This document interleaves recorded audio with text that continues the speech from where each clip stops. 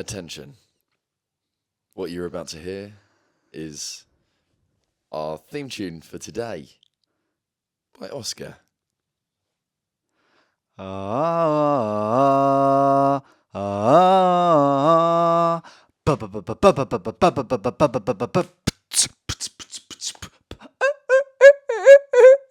Pick of the Pop Culture, episode 4. Na. Well, at least we've got something to now send. This is what we want. Can you make this? Can you replicate that? Yeah. Yeah. Well, hello. Welcome along to Pick of the Pop Culture. Is it? I was going to say, where are we? What are we? What are we? Pick of the Pop Culture. Episode 4. Whoa, there we go. Yeah. Who'd have thought? Who would have thought? How have we made it here? My name is Ben. And my name is Oscar. And we are two people. We are two people in my flat. Yeah, we're back. We're back in the flat. We're back. We We do need to just apologise because when we recorded the last episode, we planned to film it. And then we did film it. And then at the end, we checked. And it only recorded the first 15 minutes. Yeah, the first 15 minutes weren't really the key bits we wanted, and things happen. We did things that you will never believe, and you'll just never get to see them. Yeah, and the irony is we sort of started that episode talking about the various tech problems we had, and then we had the biggest tech problem of all without even realising it. Yeah, the tech problems continue to plague us, but know, last week it was trains. Last week it was trains. What was it going to be this week? Who knows? So far, so good. So far, touch wood. Touch wood. Now, Oscar, in the time that I've seen you, yes. I've had some responses in regards to whether people remember the poncho craze of 2005. Wow, this could be groundbreaking. Because if you don't know, Oscar seems to believe there was a poncho craze in 2005, something I have no recollection of, so I put out some feelers to see if is this real or is this just a fever dream you had. Are you still sticking by it? Well, I'm sticking by it. I know what the response here is going to be, and I have a follow-up question, but just hit me with it anyway. Okay, well, you say you know what the responses are going to be. I don't know if you do. The question was, do you remember the poncho craze of 2005? I mean, I can't. It might have been only like a 6 month or 6 week thing, but it definitely happened. It impacted you massively, especially in I was in Brighton, so in Brighton this was a thing. But just to clarify, I then Googled this before I mentioned it in the other podcast episode we did, and Google thinks it's a thing as well. Right. So well, let's see what the people think. Okay, because that's what really matters. First up, Oscar said yes. Oscar being yourself. Well, it might have been another Oscar. Maybe but it was they do exist. Callum Holbrook. Oh, our good old friend and buddy old pal. Yeah. No idea what you're on about. Wouldn't you have been like 6? I mean, as much as I'm in agreement, no idea what you're on about. Yeah. I don't see why the age is important because you lived through the craze regardless. You know? Yeah. People who lived through the Blitz, people weren't undermining them by going, yeah, but you were 5. Yeah, I mean, I've lived through all sorts of things. I lived through the millennium. I don't remember it, but you lived. I lived through it. Yeah, weren't we only 1.5? Yeah, but were still, we only 4? We lived through it. The world could have ended. Who knows? We would have lived it. Yeah. Next up, this comes from Sadie. Sadie says, yes, my grandmother knitted me one and I felt so cool. There we go. Thank you, Sadie. Is this the Sadie we know? This is the Sadie we both know. Well, I can always rely on Sadie to back up my points, so thank you very much. Her grandma knitted her one as well. Yeah, you see? Was it because it was a craze or was it because she was cold? Yeah, but I mean, if it was in 2005, it counts as part of the craze. Okay. Someone else said, how do you remember that craze? Well, I don't. That's the whole point. That's my favourite response so far. Bets said, I bloody loved the poncho. No actual statement of whether she remembers the craze. She just bloody loves a poncho. Bloody loves a poncho. I mean, it's good for the Do you know poncho what? market. So did everyone else in the summer of 2005 when this was the craze. Yeah. And then the final response we had of any worth came from a friend of mine called Daisy. Yes. Daisy said that she wore lots of ponchos as a kid. Yeah. She can't necessarily specify whether it was 2005. I'm telling you, but it was a big part of her childhood. Yeah. And she said, I'm trying to source you a picture of me in a hoodwinked poncho. And if she sends that in, Yeah. That'd be she proof. hasn't yet. No. So she's obviously looking hard. Yeah. But I mean, that does give you a bit of a year. Do you know what? Hoodwinked. Remember that film? Yeah, I've heard of it. Little Red. It's like Try and find out when it came out. Little Bad Animation, and Little Red Riding Hood, and lots of other little fairy tale characters all like mixed together. Oh, okay. This is looking good, Ben. This is looking good. Is it? I've just Googled Hoodwinked, and it says came out in 2005. I'm feeling properly vindicated right now. I thought you were going to have asked all your friends. They all would have supported your point of view, and I would have been in a corner. But actually, this has come out rather good for me. I think I have to kind of hold my hands up and say on actual data and stats, this hoodwinked poncho, which dates itself. The Hoodwinked is the thing that does this because look. It's a I'm not brand. making it up. It's a film. It says 2005. It does, yeah. Hoodwinked. 2005. 2005. Yeah. Great film, by the way. It might have dated a bit, but it really was ahead of its time, and I recommend. So go watch that. This weekend. So that's pretty good. Yeah. Yeah. Well done. You were right. It was 2005. Thank you for your contribution because that has swung this in my favour from that contribution alone. So thank you. Daisy was the hoodwinked poncho. Sorry, Daisy and Bets just and bloody loves the poncho and the rest of them. So, well, there we go. Right. I feel very vindicated. Should I ask about another craze and then we can do that as a question for the next one? Yeah. Okay. Have a think. Because I have one in my head. And then at the end of the episode, yeah, okay. we'll say, We'll put a pin in this one. and we'll come back to it. We have to remember to come back to it. Now, Oscar. Yes. We have some more quickfire questions, I believe. We do have more quickfire questions because I think listening back to the podcast last time, that was one of my favourite bits. I think this is a feature that we can just keep running and running until we bore you all to death. Absolutely. Now, this came from Simon saying that he didn't feel he knew much about us, so we thought, well, to conquer that, we would give ourselves 1 minute each to ask each other any kind of random questions. You've got to answer quick fire, and we just see how many we get through. Simon, this is all for you, so I hope you're grateful. Okay. Ben Felton, you're here to answer some quick, rapid-fire questions. You have 1 minute. Are you ready? I've never been more ready. He's never been more ready, ladies and gents. Okay. 3, 2, 1. Your time starts now. Okay. Who's your favourite Big Brother winner? Pete. Okay. I'll add to this. What is your favourite Big Brother series? There's different eras. There's different. If we're going to Channel 4, the Channel 4 era. If it's not Big Brother 7, I will say actually Big Brother 11, the last one. Yeah. I quite enjoyed that one. Ultimate Big Brother. Yeah, as well. Anyway, what's your go-to meal deal? Go-to meal deal is a chicken-based sandwich, like a triple chicken, whatever crisps I'm feeling, maybe some Pringles and a orange juice burst. Okay, nice. Who do you think would win in a pub fight, Mr. Blobby or Basil Brush? Mr. Blobby, weight. Yes, okay. Not time-wise. I was like, okay, good. And then Greg James, Sharon Osbourne, Susanna Reid, Shag, Marry, Kill. Shag, Marry, Kill? Yes. We have run out of time, but we started, so we'll finish. It's always on the Shag, Marry, Avoid. It is. I will marry Greg James. Okay, we need reasons as well. Because he's just a lovely, lovely man. Yes. And I would be I would happily spend the rest of my life with him. Okay. I would. Okay, I can justify this.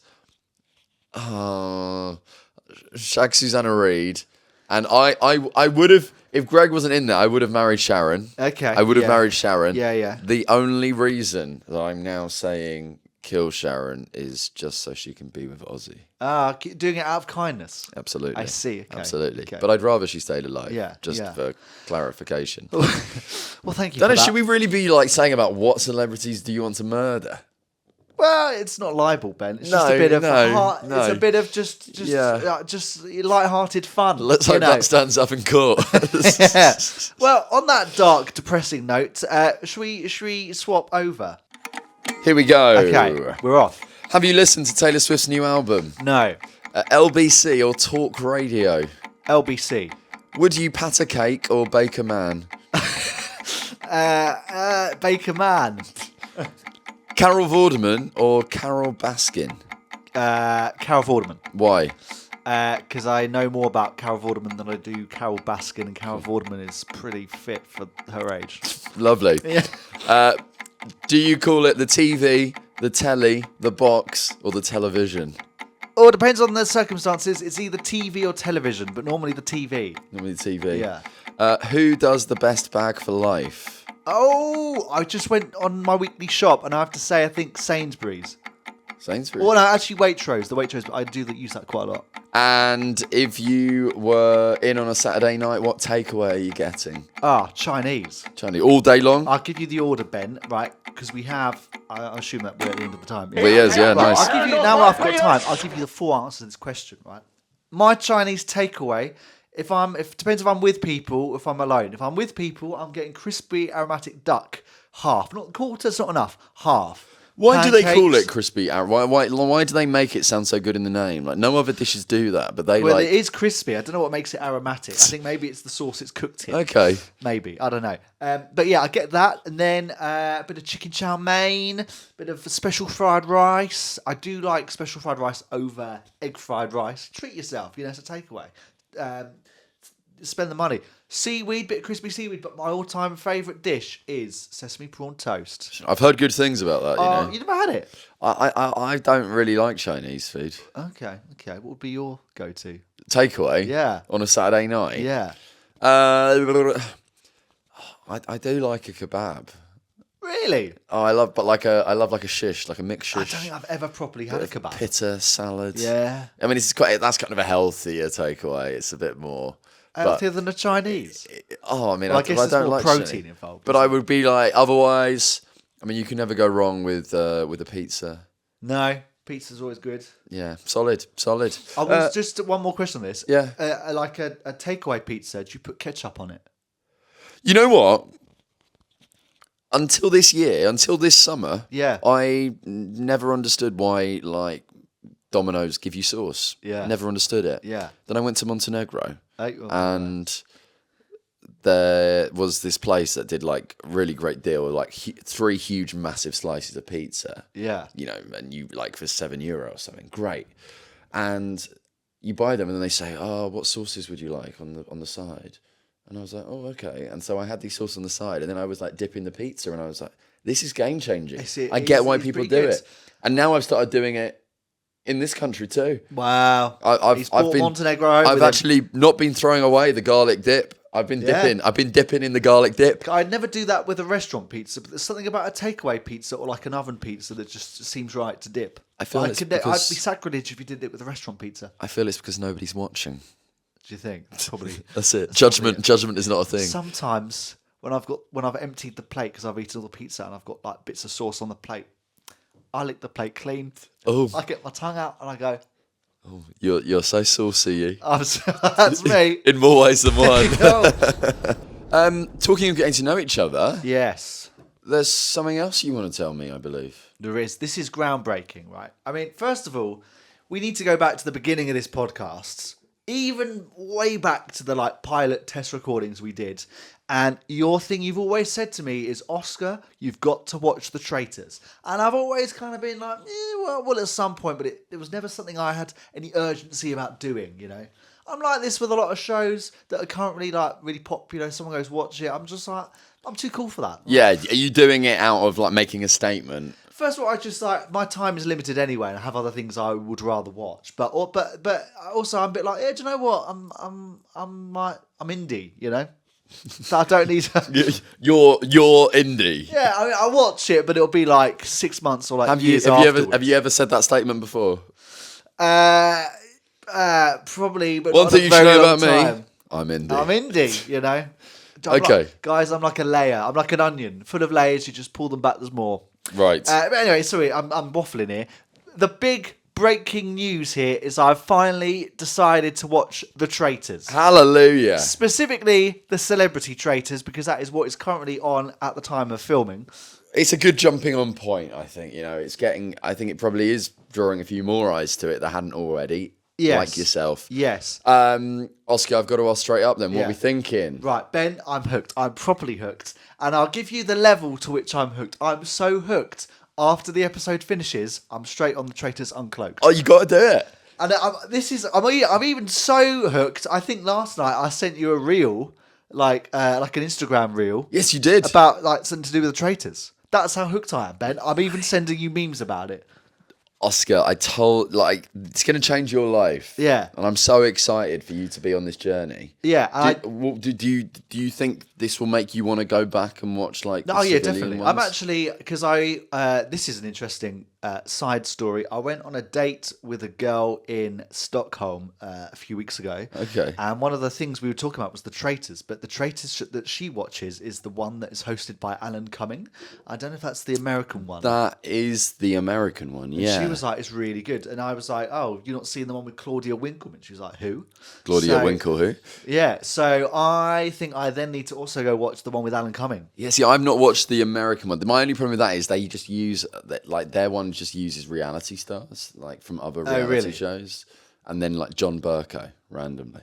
Oh, really? On the American one? Yeah. Because they all know who he is. Yeah, it's like Ekin-Su and all these like Real Housewives of Beverly Hills, Ekin-Su, and then John she's everywhere, Burko. isn't she? Yeah, literally. Well, there we go. Oh well, I'm so glad you're on board. I mean, I have to say, like, we'll just have a very mini discussion about this. I mean, firstly, let's say we said it in our first episode. We went through the lineup. Yeah, what a great yeah, lineup! yeah. And when you see it in the flesh, Oh my God. it It's delivers. Actually, now I hate who's going to leave because pretty much all of the lineup I want them to stay. Yeah, you're losing a good name every time. Yeah. I think now you won't really get this, but I think it's interesting.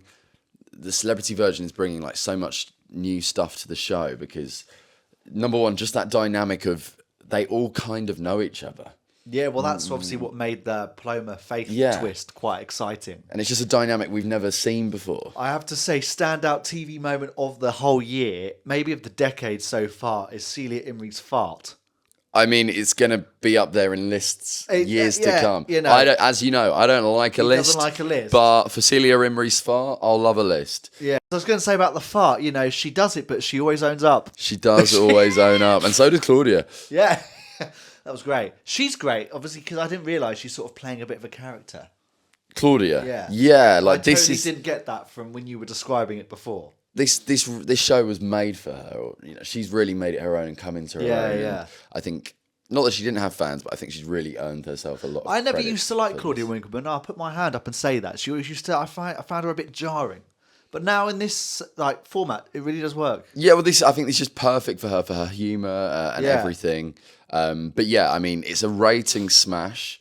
Linear TV is not. It's event viewing is still very much alive. Oh, definitely. The Celebrity Traitors is, apart from like the Women's Euros, it's the most watched show of the year so far. Yeah. And each episode is just growing in numbers. It's already topped all the civilian ones. Oh, really? It's topped the Traitors final from this beginning of this year. It just keeps going up and up and up. Well, they're all bringing something to the show, and I think they all know what they've signed up for. They all know what they're playing, and so it's just making really interesting viewing. And another thing is there's no herd mentality. Normally in a round table, everyone piles on one person, where you're getting round table votes where you're getting like 8 different people being voted for in a row, which is just not normally seen. So I'm hooked. Very, very excited to hear more of what your thoughts are as we go forward, and can't wait to hear you get stuck into some of the civilian ones too. I'll keep you updated. But you were saying, Oscar, that you feel The Traitors is...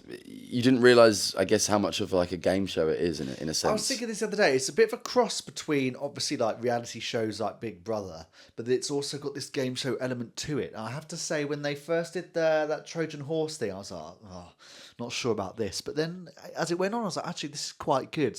It's very sort of in the game show vibe of like Crystal Maze or like Fort Boyard or what's another Jungle Run, one of those kind of things. A bit of like an adventure game show. Do you know when you watch straight to series 1, if you do go back to series 1, Yeah. the challenges in that series, I think people used to be a bit like, oh, the challenges, like they were fun, but they were nothing like that crazy. Right. And then they've really started like leaning in and making them these really big, bold, epic things, yeah. and there's actually like, shields to get, an actual incentive for watching, and just, for good TV gold, basically. Like they've really, really worked on these challenges, making them into something that people don't just go and make a cup of tea in. It's a bit of filler in the show. You have to watch it. It's like the production value to it as well.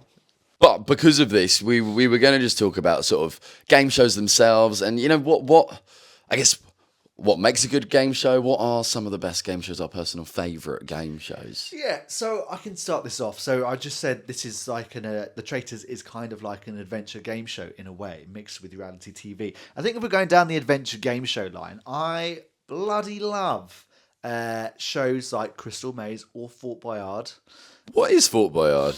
Okay, so it was first aired in like the early 2000s, but now it's only like repeated on Challenge, Love Game Challenge Show channel, and it is basically there is a fort. I think it's just off France somewhere.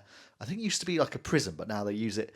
The Fort Boyard format has been sold all over the world. So basically, they just use it now for which country wants to make their version of the show there, and they have this like.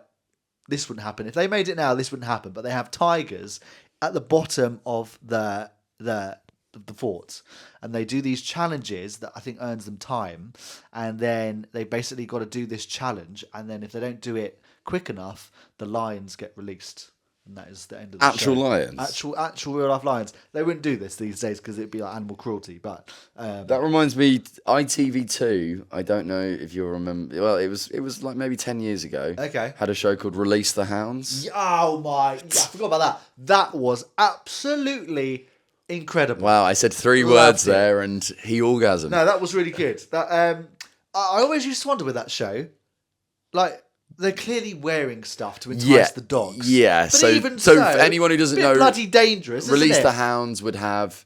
Was it always celebrities or was it? I think they did some civilians. But basically, there'd be a group of people. They do these challenges, and if you lost your challenge, if you went out of the show.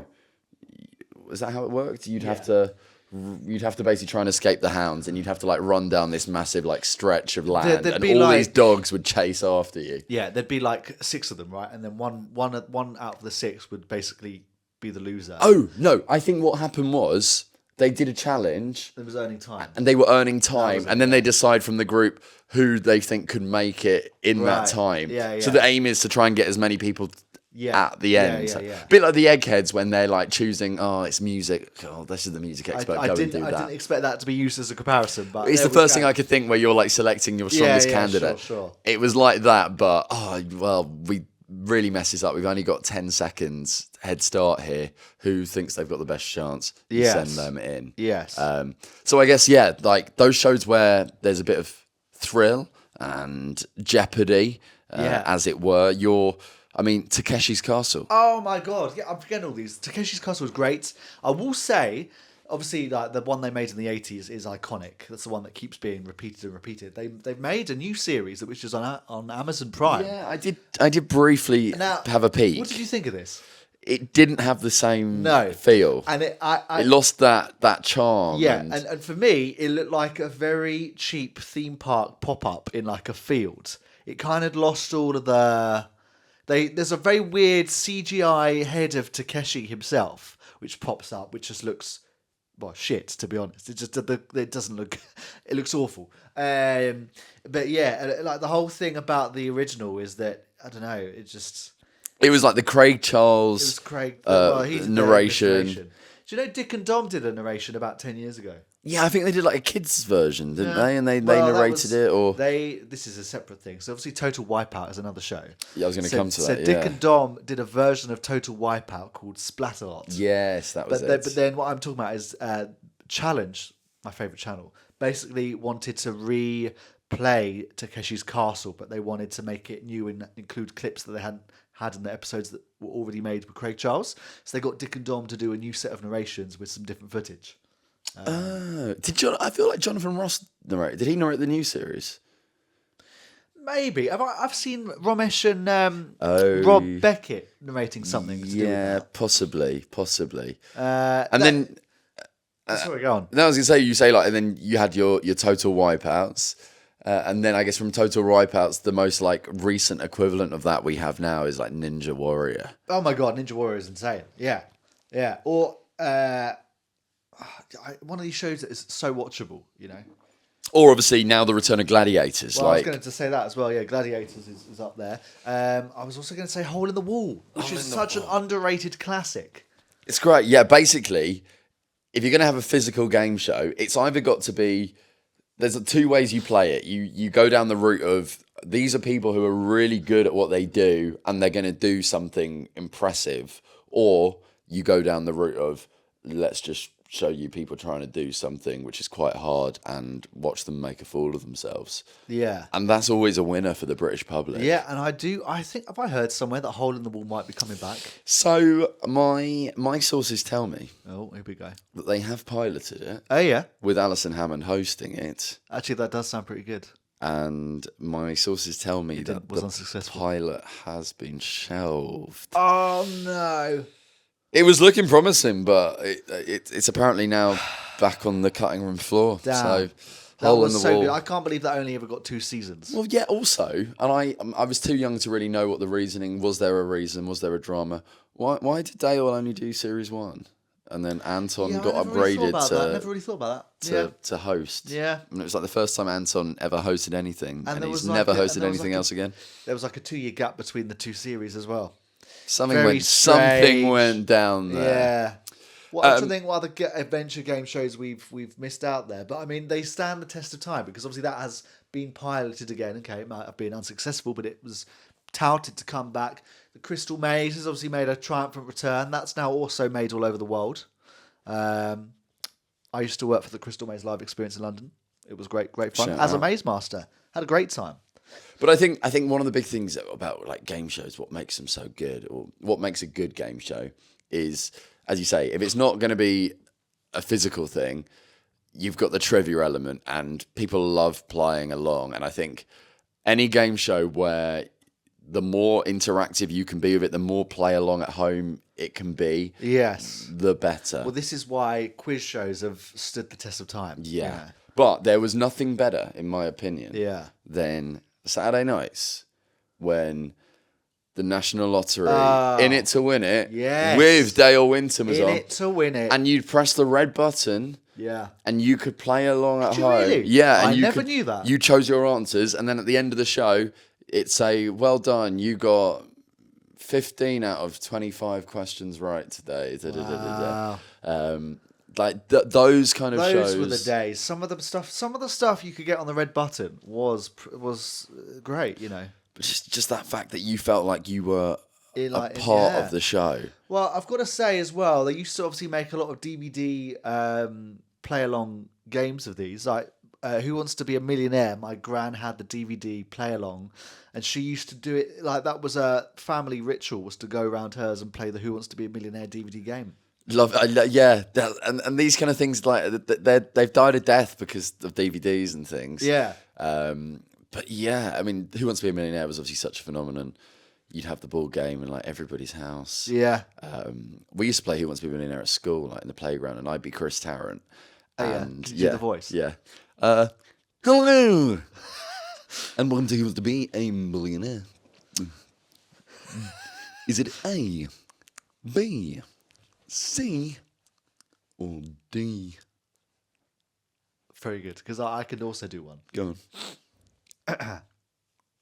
I get my whole body involved. So I Okay, warn you okay. now. You just show me up now. Hello, welcome to Who Wants to Be? I'm Chris Tarrant. What is 3 plus 1? Is it A, 4? Is it B, 5, C, or D? A, B, C, or D, please vote now.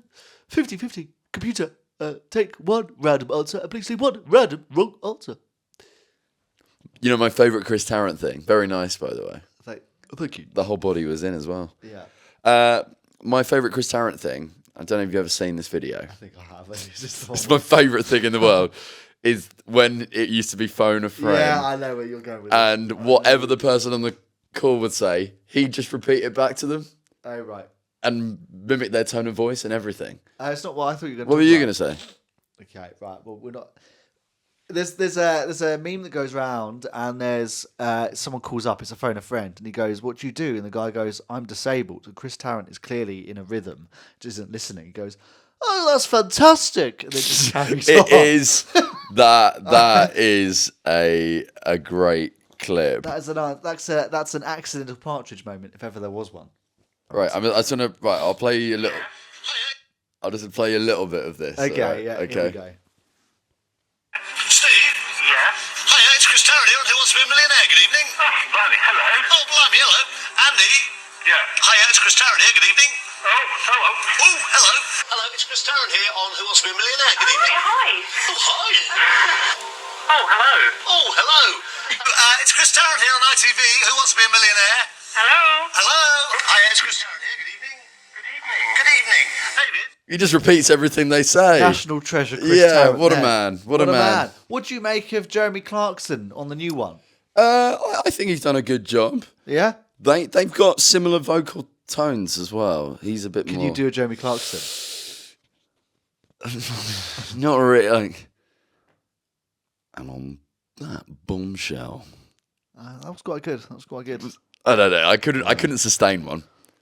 The way I can't really do it, but he talks. I do it like the way he talks, but this is not what he sounds like. He's like, I'm talking like this, and then I'll end by going like this. I know. Yeah, he's got that kind So of. it's got a bit of a newsreader vibe, a bit of a welcome to ITV News. This is ITV News. I've been Oscar Reed. He does kind of. Yeah. I hear it for sure. I'm all for it, and I think it's great to see the format back on. Yeah. Back on our screens. Obviously, that's one of the titans that stands the test of time. And I guess the thing with that is it's the lure of the money. Yes. Although, is £1 million as much these days? Well, this is it. Another great show. If you're talking about like big money shows, because that's always a great draw for a game show. If someone can win a life-changing amount of money. Yeah. I used to love the £1 million drop. Yeah. I applied to go on that once. The fact it was live. Yeah. And it would have like that day's news in the questions. Yeah. I just love that fact it was happening That was and then. proper like Saturday night dramatic game show, you know. Yeah. You've got your tea time game shows. Yeah, you got like your The cozy Chase ones, and Pointless. Pointless, Tipping Point, and then you've got Saturday night dramatic game show like £1 million drop, or The Colour of Money, which is another Chris Tarrant one from back in the day. Did you like that? I can't remember it, to be honest. I just remember there were different boxes, Yeah. and they'd have like varying values of money, and I think you'd have to like stop all before it goes bust or something. We're talking about like big, exciting game shows that don't exist anymore. Like Ant and Dec had Red versus Black. Yeah, Remember that? what the big Simon Cowell put so much money into that show. Yeah. And it was the biggest flop ever. The biggest flop. Yeah. I mean, Red or Black, how exciting can that be? I can't even remember anything about Justin it. Lee Collins had his own version called Heads or Tails. Wow. It was just someone flipping a coin, I think, Yeah, on TV. And then you've got like you've got a load of game shows now that just made to be made, and then they only stay for like a series, and you never see them ever again. Yeah, there's a lot of filler shows. Yeah. Well, a lot of these game shows, though, I mean, less so nowadays, but back in like the 80s, the 90s, they were all sort of, a lot of them were built around the hosts. Like obviously, Bruce Forsyth was a very famous game show. Yeah, you'd have like hosts who were just made, that was their thing. They were game show hosts. Yeah, and then you know, like Bob Monkhouse in the 60s and the 70s. You know, I guess a modern day equivalent. This is like a subject that I think we might talk about next week, maybe. But like Bradley Walsh is on quite a lot of stuff these days. Like he's I'd say the modern day like game show hosts. Yeah, but he's just got that variety kind of background, hasn't he? Yeah. Yeah, I guess him and Anton Deck to an extent. Well, because Saturday Night Takeaway was a game show. People forget that. It was an entertainment show, but also a game show. And they've had game shows, and they now have Limitless Win. They have Limitless which Win. I think is an amazing game show. That's another exciting Saturday night. Exciting drama, adrenaline, game show. Yeah, and that's what you want. You either want tea time game show or Saturday night But game you show. know Or what if you want a bit in between, you put some celebrities on your tea time game show, yeah. and then the you can put it on link Saturday. with celebrities, or I want them to bring civilians back to Weakest Link. Yeah, it was great. And I have to say, before it escapes my mind, what was I going to say? It's gone. It's going. Has it actually? It's going. It's Does going. it actually? No. Anton Deck. Oh my God, it's gone. You are listening to a man now beat himself up over forgetting a very important thing. Nothing was more important to him than what he was about to say. It's gone forever. You're now witnessing his realization, that thought that they will never, ever return. And he'll only ever have this to listen or watch back on to remind himself of what could have been. But alas, it's not. It's nothing. It's dust. We were talking about big Saturday night game shows. Saturday Night Takeaway. I was going to say something. I don't think this is what I was going to say, but I was going to say people forget Saturday Night Takeaway was a game show because obviously you had Beat the Ads. Beat the Ads, which was the quiz element of it. Which was what made it a game show. And again, the fact you could play along at home and you could get involved at home in different games and things like that. It's come back. It's come back. We thought it would never see the light of day, everybody. If Right. you've stayed for those 2 minutes, you've watched the full journey. Because I know this is going to keep everyone up at night. So let's hope this is worth it, because you've built it up now. Right, because we were talking about tea time game shows, and then you got your Saturday night game shows. Right, but sometimes you can turn a tea time game show into a Saturday night game show without celebrities. In the case of Beat the Chasers.